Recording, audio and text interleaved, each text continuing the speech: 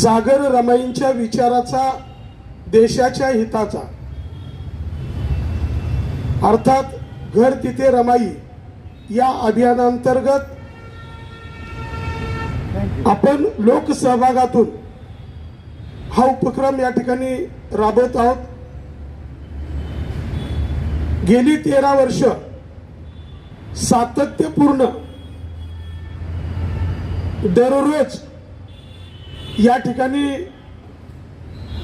बाबासाहेबांनी दिलेल्या संदेशाप्रमाणे जागृतीचा विस्तव तेवत ठेवा या उक्तीला अनुसरून या ठिकाणी लताताई दयाराम राजगुरू, ज्यांना आपण करोडोत एक रमाईची लेक म्हणतो, त्यांच्या मार्गदर्शनानुसार या ठिकाणी दररोज आपण घर तिथं रमाई हा उपक्रम राबवत असतो. या ठिकाणी सर्वप्रथम भारत सासणे सरांचा भारतीय संविधानाची प्रत व पंचशिलेचे शॉल देऊन त्यांचा सन्मान करायचा. सगळ्यांनी प्रचंड टाळ्यांच्या गजरामध्ये त्यांचं स्वागत करायचं.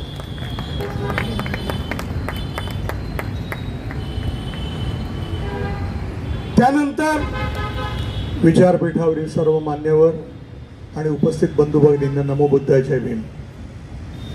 गेले 13 वर्ष हा महोत्सव सुरू आहे आणि खरोखर आमचे बंधू विठ्ठल गायकवाड यांनी म्हणल्याप्रमाणे यावर्षी आज 3 साहित्य संमेलनाध्यक्ष व्यासपीठावर येणं ही अभूतपूर्व गोष्ट आहे, एक ऐतिहासिक घटना आहे असं मी मानतो. काही नाही मित्रांनो, आमचं ब्रीद एवढंच आहे की रमाईंना जगामध्ये पोचवणं, बाकी आम्हाला काही माहिती नाही. आणि सर्व परत मी एक गोष्ट सांगतो की इथं सर्व जाती धर्मांचं स्वागत आहे. जो इथं रमाईंच्या चरणी लीन झाला तो आमचा, जो नाही तो कोणी नाही, एवढं फक्त आमचं ब्रीद आहे. आज आपण अतिशय महत्त्वाचा आणि मस्त कार्यक्रम ऐकणार आहोत. आपण हास्य पंचमी, आज आपण एक वेगळा विनोदी कार्यक्रम ऐकणार आहोत. ज्येष्ठ एकपात्री कलावंत बंडा जोशी आज रमाई चरणी सेवा द्यायला आलेले आहेत आणि त्यांचा सन्मान आपण आता नुकताच अखिल भारतीय साहित्य संमेलनाचे अध्यक्ष ज्येष्ठ कथाकार भारत सासणे सर यांनी केलेला आहे. आज बंडा जोशींबद्दल एक गोष्ट निश्चित सांगायला पाहिजे. बर्वे बाहेर बंडा जोशी 25,000 खाली मानधन घेत नाहीत, हे आवर्जून सांगायला पाहिजे. पण रमाईंच्या चरणी आज ही सेवा द्यायला आलेले आहेत बंडा जोशी, हे मला सांगायला अतिशय आनंद होत आहे. त्यामुळे मी सर्वांचं, मान्यवरांचं स्वागत करतो आणि मी थांबतो. नमो बुद्धाय, जय भीम, जय महाराष्ट्र, जय भारत. या नमस्कार. रमाई महोत्सवानिमित्त या ठिकाणी आयोजित आजच्या समारंभाचे मुख्य अतिथी अखिल भारतीय मराठी साहित्य संमेलनाचे माजी अध्यक्ष सासणे सर या ठिकाणी उपस्थित आहेत. बंडा जोशींना आज या ठिकाणी आपण सन्मानित केलं आहे. बंडा जोशी हे महाराष्ट्राला म्हणजे ज्यांनी हसवण्याचं काम केलं आणि फक्त पुणे आणि परिसरात कार्यक्रम न करता संपूर्ण महाराष्ट्रभर 5,000पेक्षा जास्त कार्यक्रम आज बंडा जोशींनी केलेले आहेत. त्यांचा कार्यक्रममध्ये निखळ आनंद असतो. जो माणूस बंडा जोशींचा कार्यक्रम ऐकतो त्याचं आयुष्य नक्कीच 1-2 वर्षांनी वाढल्याशिवाय राहत नाही. एवढा चांगला कार्यक्रम ते सादर करतात आणि 5,000 प्रयोग झालं तरी त्याच्यातलं नाविन्य कायम टिकून आहे त्यांच्या प्रयोगातलं.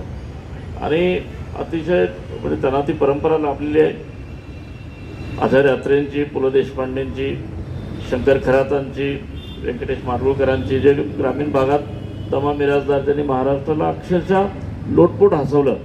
मंचावरील सर्व मान्यवर आणि आपण सर्व मित्र, राष्ट्रीय स्मारक या ठिकाणी मी दुसऱ्यांदा येतो आहे. यापूर्वी येऊन गेलेलो आहे. अतिशय देखणा असा हा कार्यक्रम या ठिकाणी होतो. प्रेरणादायक असा कार्यक्रम होतो आणि आत्ताच सांगितलं त्याप्रमाणे देशातली ही पहिला उपक्रम आहे ज्या ठिकाणी हे स्मारक उभं केलेलं आहे. या स्मारकापासून आणि इथल्या उपक्रमापासून प्रेरणा घेऊन अन्य ठिकाणी सुद्धा कार्यक्रम होत आहेत, हे ऐकून अतिशय आनंद वाटला. मित्रो, आपण सगळ्यांनी ऐकलेलं आहे आणि आपण बघत आलेलो आहोत की ज्या आपण लहान होतो, ज्यावेळेला मी लहान होतो त्यावेळेला जेव्हा दवाखान्यामध्ये जात होतो त्यावेळेला इथे एक ओळ लिहिलेली असायची. त्यामध्ये असं लिहिलेलं असायचं की laughter is the best medicine. याचा अर्थ असा की जो हसणं ही जी काही गोष्ट आहे ते सर्व रोगांवर रामबाण उपाय आहे असं त्याचा अर्थ आहे. आता हे जे काही आहे, हसल्यामुळे आपल्या मनातले आणि शरीराचे सगळे रोग दूर जातात, ही जी काही संकल्पना आहे ती आता अन्य क्षेत्रामध्ये सुद्धा मान्य झालेली आहे, प्राप्त झाल्याने त्याचा आपण त्याचा अनुभव आपण घेतो आहोत. त्यामुळे हसल्यामुळे सगळे काही जे काही ताणतणाव आहेत आणि ताणतणावाचं जीवन आहे, सध्याची परिस्थिती बघता आपल्या भोवती इतकं ताणतणावाचं जाळं आहे की त्याच्यातून मुक्त राहणं अतिशय अवघड आहे. त्याच्यातून मुक्त राहण्यासाठी म्हणून अशा प्रकारच्या विनोदाची आपल्याला आवश्यकता आहे. याचा अर्थ उथळ विनोद असा नाही, मार्मिक विनोद, असे विनोद की ज्यामुळे आपल्याला सर्वांना आनंद वाटेल आणि आनंदवर्धक अशा प्रकारचे विनोद आपल्याला आवश्यक असतात. हे विनोद जर आपण स्वीकारू लागलो, पाहायला लागलो, आपल्याला जर हसू यायला लागलं तर आपण सर्व तणावातून मुक्त तर होतो, सर्व प्रकारचे रोगसुद्धा दूर जातात. मेडिसिनसुद्धा तेच सांगतं आहे आणि फिलॉसॉफी पण तेच सांगतं आहे. त्यामुळे बंडा जोशीसारखी माणसं जेव्हा काम करतायत आणि 5,000पेक्षा जास्त कार्यक्रम ते आपल्या समाजाला देत आहेत, तेव्हा हे मोठं अशा प्रकारचं सेवा आहे, समाजाची सेवा आहे असं मी स्वतः मानतो. सांस्कृतिक सेवा आहे आणि यातून एक समाजाला हसण्याची शिस्त आपण लावून द्याल अशी मला स्वतःला खात्री आहे. त्यामुळे मी आपलं अभिनंदन करतो, शुभेच्छा देतो आपल्याला. धन्यवाद. मंडळी नमस्कार. माता रमाईंना आपण अभिवादन करूया. आणि मी आता जास्त प्रास्ताविक करत नाही, कारण आत्ता प्रेक्षकांच्या मनात काय आहे हे जो ओळखतो तो खरा कलाकार असतो. तर प्रस्तावना वगैरे करण्यापेक्षा आपण थेट कार्यक्रमाला सुरुवात करूया. मंडळी, मोबाईलचं वेळ इतकं वाढलेलं आहे की ते लहान बाळाची आई असते ना, तशी अवस्था असते. बाळाची आई काय करते, पाळण्यापाशी जाते, चड्डीवर करून बघते ओली झाली आहे का. तसं काही महत्त्वाचं नसतं, आपण उगीच काढून बघत असतो मध्ये मध्ये. आता मोबाईल नव्हते तेव्हा आपले लँडलाईन होते, आपण सारखे उचलून बघायचो का काय आलं काय. फोन आला तरी येतो ना, त्या माणसाचं काम असलं तर. वेळ घालवतो आपण त्या मोबाईलचं. आणि ते मोटरसायकलवर बघा अशी मान वाकडी करून बोलत चाललेले असतात. ते कोंबड्यांच्या मध्ये एक मानमोडी नावाचा रोग असतो, तो कधीतरी ह्या लोकांना होणार. कारण हा मान एवढं महत्त्वाचं काय असतं, थांबावं आणि बोलावं. पण मंडळी तसं करत नाही. पण मंडळी, असे आपल्या दैनंदिन आयुष्यामध्ये समोर बसा खूप विनोद घडत असतात. त्यातलेच काय मी तुम्हाला सांगणार आहे. माणसाच्या आयुष्यामध्ये सर्वात आनंदाचे प्रसंग दोन. एक म्हणजे माणसाचं लग्न आणि दुसरं म्हणजे बारसं. आता माझं पण लग्न झालं, आमच्याकडे बारसं झालं, पोरगा झाला तो नेमका अमावस्येला. म्हणून पोराचं नाव ठेवलं चंद्रगुप्त. दुसरी मुलगी झाली ती पण अमावस्येला, तिचं नाव चंद्रभागा. तर पोरगं झालं, पोरगं वाढत गेलं, 7-8 वर्षांचं होतं तेव्हा एक सिनेमा प्रसिद्ध होता. यंदा त्याला 50 वर्ष पूर्ण झाली. शोले तर डायलॉग काय भारी. आम्ही सिनेमा बघायला गेलो, मी बायको आणि पोरगं. सिनेमा बघून आम्ही घरी आलो. मी त्याला रोमॅन्टिक मूडमध्ये होतो. मी आल्या बायकोला म्हटलं, नाच बसंती नाच. आमचं पोरगं म्हणाले, इस कुत्ते के सामने मत नाच म्हणलं. अहो, त्यानं पण तो सिनेमा पाहिला होता. माझ्या लक्षातच नाही असं आमचं कार्ट आहे. पण तुमची मुलं अभ्यास करत असतील, आमचं कार्ट अभ्यास करत नाही. परवा 12वीला नापास. म्हटलं लाज वाटते का, नापास झाला. ओ बाबा, तुमच्यामुळे झालो. म्हटलं मी काय केलं, मला 10वीला किती मार्क पडले. म्हटलं तुला 39% पडले. आणि शेजारच्या विद्याला किती पडले. म्हटलं तिला 93% पडले. 93. मग तेव्हा तुम्ही काय म्हणला. मी काय म्हणलं, तुम्ही म्हणाला त्या विद्याकडे बघ. मी 2 वर्ष तेच केलं म्हणलं, म्हणून नापास झालो. म्हटलं कार्ट्या, अरे तुला लाज वाटते का, लाज. तुझ्या एवढे असताना ज्ञानेश्वरांनी ज्ञानेश्वरी लिहिली होती रे. तो म्हणला ते मला नका सांगू, तुमच्या एवढे असताना त्यांनी समाधीसुद्धा घेऊन झाली होती म्हणा. आता काय त्याच्यापुढे बोलणार. पण तुम्ही सगळे छान हसताय, बघून बरं वाटलं. कारण असं आहे की माणूस आयुष्यामध्ये सगळ्यात सुंदर केव्हा दिसतो माहिती आहे? मेकअप केल्यावर नाही. जेव्हा माणूस खळखळून हसतो ना, तेव्हा त्याचा चेहरा कसाही असो तो अतिशय देखणा आणि सुंदर दिसतो. आणि असे सुंदर चेहरे बघण्याचं भाग्य आमच्या सगळ्या कलावंतांना नेहमी लाभत असते. तर तुम्ही छान हसताय बघून बरं वाटलं. मुख्य म्हणजे तुम्हाला विनोद कळला. विनोद कळायला डोकं लागतं. ज्यांच्याकडे असतं ना, अशी माणसं छान खळखळून असतात, दाद देतात. पण ज्यांना हे नसतं ना, अशी माणसं कार्यक्रम सुरू असताना मध्ये उठतात, हळूहळू जायला लागतात. तर जर का कोणी मध्ये उठलं तर लक्षात ठेवा, हे जरा कमी आहे, त्याला इलाज नाही. पण तुम्ही सगळे छान हसताय बघून बरं वाटलं. आणि राजकारणामध्ये सगळीकडे आपले सगळे विनोद होत असतात. टेन्शन किती आहे हल्ली, फार टेन्शन वाढले. मी मध्ये एकदा परदेशात कार्यक्रमाला गेलो होतो. तेव्हा आमच्या काही मित्राकडे राहत होतो, मराठी संस्था होती. त्याला एक दिवशी ऑफिसला जायचं होतं. तो म्हणला, आजच्या दिवस जोशी सर मी जरा ऑफिसला महत्त्वाचं काम आहे, मी जातो. त्यांनी कार काढली आणि तो कार चालवत चालला. रस्त्यामध्ये एक बाई होती, 9 महिने भरलेली होती आणि ती हात करत होती कुठली तरी गाडी थांबावी, आपल्याला हॉस्पिटलला सोडावं म्हणून. याला विचारायला दया आली. त्यांनी गाडी थांबवली. त्या बाईनं गाडी घेतलं, पुढे हॉस्पिटलमध्ये सोडलं. त्या बाईनं तपासणीसाठी डॉक्टरांनी आत नेलं. तो म्हणला, आता मी जातो. डॉक्टर म्हणले, असं जाता येणार नाही, तुम्ही बाईनं आणून सोडलेलं आहे, जबाबदारी तुमची आहे. म्हणले, थांबा जरा. मग बाईंची सगळी तपासणी केली आणि त्यांनी ह्यांना विचारलं, त्या बाईनं विचारलं की या मुलाचे वडील कोण? त्या बाई म्हणले, ते बाहेर बसले तेच. ते म्हणले, तुम्ही मुलाचे वडील आहे, तुम्हाला जाता येणार नाही म्हणाले. अहो म्हणलं, माझा काय संबंध आहे? मी म्हणलं मदत करायला म्हणून त्या बाईनं सोडायला आलो. नाही म्हणे, बाईने सांगितलं की तुम्ही मिस्टर आहे त्यांचे म्हणून, त्या बाळणपण होईपर्यंत सुटता का सोडणार नाही तुम्हाला. तो म्हणलं, अहो असं नाही हो, तुम्ही खरंच माझी पाहिजे तपासणी करा, ते काय गुणसूत्र वगैरे जुळतात काय बघा. मग त्याची रक्त तपासणी केली आणि मग ते म्हणाले, काय डॉक्टरांना? डॉक्टर म्हणले, बरोबर आहे, तुम्ही त्या मुलाचे काही वडील नाही, आपला मान्य आहे. कारण तुमची रक्त तपासणी आम्ही केली तेव्हा मला असं आढळलं की तुम्ही वडील होणं शक्य नाही. हा म्हणला, चला आता इथनं तरी सुटलो. गाडीत बसला, परत जायला निघाला आणि मग त्याच्या डोक्यात प्रकाश पडला. तो म्हणला, घरात 2 मुलं आहेत, ती कुणाची? ह्याचं टेन्शन, दिवसभर टेन्शन. अहो संध्याकाळी घरी गेला, बायकोकडे संशयाने बघायला लागला.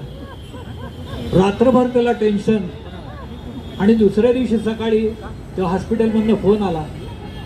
सॉरी म्हणाले, ते तुमच्या शेजारचे दुसरे गृहस्थ होते ना, त्यांची आणि तुमच्या रक्तामध्ये जरा गोंधळ झाला, पण तुम्हाला तसं काही नाही आहे म्हणाले, तेव्हा तुम्ही काय काळजी करू नका. तेव्हा त्याचं टेन्शन गेलं. अहो असं फुकटचं टेन्शन येतं माणसाला. तर हे टेन्शन सोडायचं असलं ना तर हसण्यासारखा दुसरा उपाय नाही. आणि तुम्ही सगळे छान हसताय बघून बरं वाटलं. आणि एन्जॉय करावं माणसाने. विठ्ठलरावांनी बोलवल्याचं कारण आहे, माझा पायगुण फार चांगला आहे. मी जाईल तिथं सगळ्या चांगल्या गोष्टी होतात. जे लोक चांगली दाद देतील, तुमच्या सगळ्यांच्या आयुष्यात पुढच्या वर्षात काही ना काही चांगल्या गोष्टी घडणार. ज्यांची लग्न होत नसतील त्यांची होणार, ज्यांची झाली असतील त्यांना मुलं होणार, आणि ज्यांना जास्त मुलं असतील त्यांची थांबणार. कारण माझा पायगुणच चांगला आहे तुम्हाला सांगतो. आणि हल्ली ताणतणाव किती असतात, नोकरी धंद्यामध्ये असतात काम करणाऱ्या माणसांना. बायकांना घरातल्या कामाचं टेन्शन असतं, पोरांना अभ्यासाचं असतं, आणि बायकांना आणखीन एक टेन्शन असतं, ते संध्याकाळी टी व्हीवर मालिका लागतात, त्यातल्या त्या पात्राचं उद्या काय होणार याचं एक टेन्शन असतं वेगळंच. त्या टेन्शनमधनं मुक्त व्हायला पाहिजे आपण. आणि माणसानं ना नेहमी प्रेशर कुकरसारखं असावं. प्रेशर कुकर काय करतो, बुडाला किती पण आग लागलेली असू द्या, बुडाला किती पण आग लागलेली असू द्या, प्रेशर कुकर काय करतो, शिट्ट्या मारत असतो. तसं माणसाने बिंदास राहायचं, हसत राहायचं, काळजी करायची नाही. मला लग्न करायचं होतं. आमच्या शेजारच्या अण्णा, वय वर्ष 80, 50 वर्षापूर्वी त्यांनी प्रेमविवाह केलेला होता. म्हणजे विचार करा, 50 वर्षापूर्वी. मी अण्णांचा सल्ला घ्यायला गेलो. म्हणा अण्णा मला लग्न करायचे. अण्णा म्हणाले कुठल्या पद्धतीने करायचे. म्हणलं पद्धत म्हणजे लग्नाच्या 2 पद्धती असतात. मी म्हणलं कोणत्या. एक म्हणजे ठरवून लग्न, दुसरं म्हणजे प्रेमविवाह. तुला कुठलं करायचं. म्हणलं अण्णा मला ना प्रेमविवाह करायचा आहे. अण्णा म्हणाले दोन्हीतला फरक लक्षात घे. म्हणलं काय फरक आहे. त्यांनी मला फरक सांगितला. ठरवून लग्न म्हणजे काय असतं. आपण असे गवतातनं चाललेलो असतो, अचानक साप येतो आणि चावतो, त्याला म्हणायचं ठरवून लग्न. आणि प्रेमविवाह म्हणजे पुंगी घेऊन सापाच्या बिळापाशी जायचं, पुंगी वाजवून वाजवून सापाला बाहेर बोलवायचं आणि साप बाहेर आला की पाय पुढे करायचा आणि म्हणायचं चाव. मग मी म्हटलं प्रेमविवाह करायचा तर खरं म्हणजे माझी खरं इच्छा होती प्रेमविवाह करावा, पण हल्लीसारखी तेव्हा सोय नव्हती हो.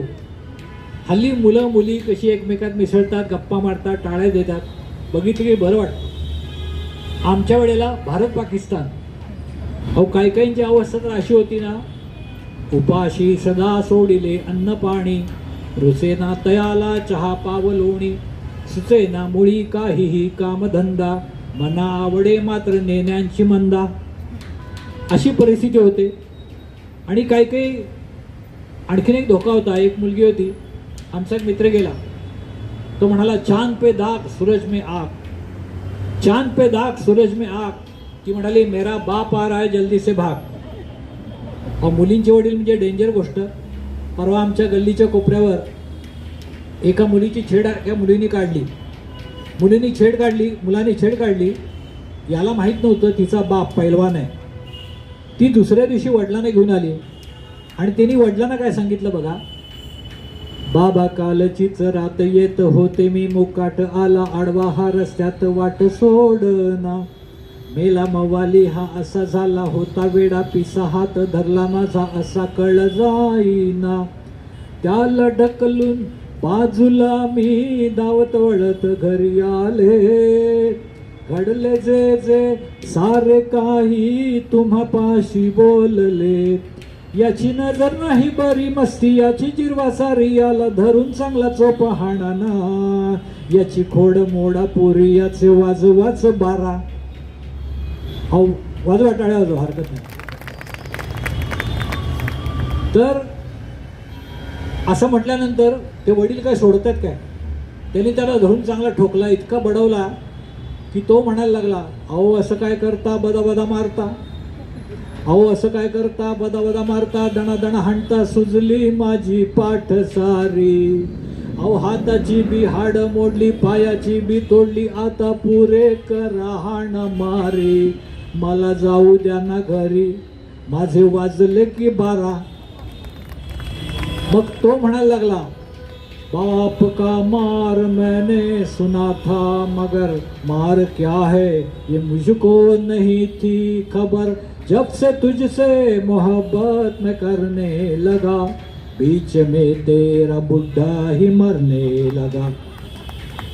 मग तिनं त्याला सांगितलं थोड़ा थोड़ा प्यार होगा थोड़ा इंतजार होगा, मेरे डैडी का सजना तुझे थोड़ा मार होगा, मेरा पिटवाना तेरा पीट जाना रे, सैया बाप से मिलना रे, मिलके मार भी खाना रे, मिलके मार भी खाना रे, दे दणा दण दण. मग तिने त्याला सांगितलं तेरा हाथ पैर सब तोड़ा, अब सर को तू बचा ले, बर्बाद बाप कर देगा ओ पगली शक्ल वाले, हो तेरी गर्दन अब ना टूटे तू जा जा, तेरी गर्दन अब ना टूटे तू जा जा, खतरा रे खतरा रे खतरा रे, तेरा बाप बडा खतरा रे. मग तिने त्याला सांगितलं एक वाकडा नि तिकडा मुखडा, भोपळ्या वाणी सुजला र, छेड काढलीस म्हणून माझ्या बापानं धुतला र, नको राज नको काऊ पुन्हा नको मार खाऊ, नको रडगान गाऊ राखी बांधून घे भाऊ का हानत्यात, अशी परिस्थिती होते.